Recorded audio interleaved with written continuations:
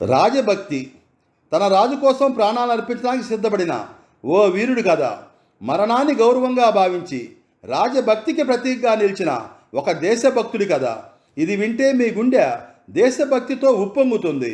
అలికిడికి దూరంగా కాలగర్భంలో కలిసిపోయిన ఆ వీరుడే జూలా మాన్సింగ్. మెల్లమెల్లగా అంధకారం అలుముకుంటున్న ఆ సాయంత్రం వేళ మహారాణా ప్రతాప్ని పట్టుకునేందుకు మొఘల్ సైన్యం ఉరకలు వేస్తుంది. యుద్ధంలో మొఘళ్ళ పడగనీడ కమ్ముకొచ్చింది. అప్పటికే గాయపడ్డ మహారాణా ప్రతాప్ సైన్యం చెల్లాచెదరైంది. మొఘల్ సైన్యం మహారాణాను చంపేందుకు ఉత్సాహంగా దూసుకొస్తుంది. సరిగ్గా ఆ క్షణంలోనే రాజభక్తి శిఖరాగ్రం చేరింది. సైన్యాధిపతి జూలా మాన్సింగ్ తన రాజుకు ముంచుకొస్తున్న ప్రమాదాన్ని గ్రహించాడు. ప్రతాప్ గనక పడిపోతే మేవాడి స్వేచ్ఛ కూడా ఆనాడే అంతమవుతుందని అతనికి తెలుసు. సరిగ్గా అదే సమయంలో మహారాణా ప్రాణాలను కాపాడటం కోసం తనే మహారాణాగా మారి వెంటనే ముందుకు ఉరికి మహారాణా తల మీద నుంచి రాజకిరీటాన్ని తీసి తన తలపైన పెట్టుకున్నాడు. రాజు ప్రాణాలను కాపాడటానికి తాను బలవుతున్నానని తెలిసి రాజకిరీటాన్ని ధరించాడు.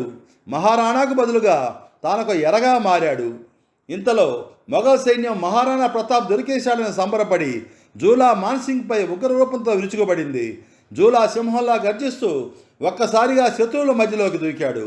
ఖడ్గాలు తన శరీరాన్ని చీల్చుతున్నా, బాణాలు తన కవచాన్ని తాకుతున్నా వెనక్కి తగ్గకుండా పోరాడాడు.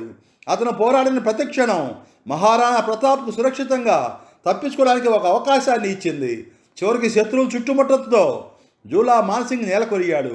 ఒక సాధారణ సైనికాధికారిగా కాకుండా రాజు కిరీటాన్ని ధరించి రాజగౌరవాన్ని కాపాడి మేవాడి ఆత్మను నిలబెట్టిన వీరుడిగా చరిత్రలో నిలిచిపోయాడు.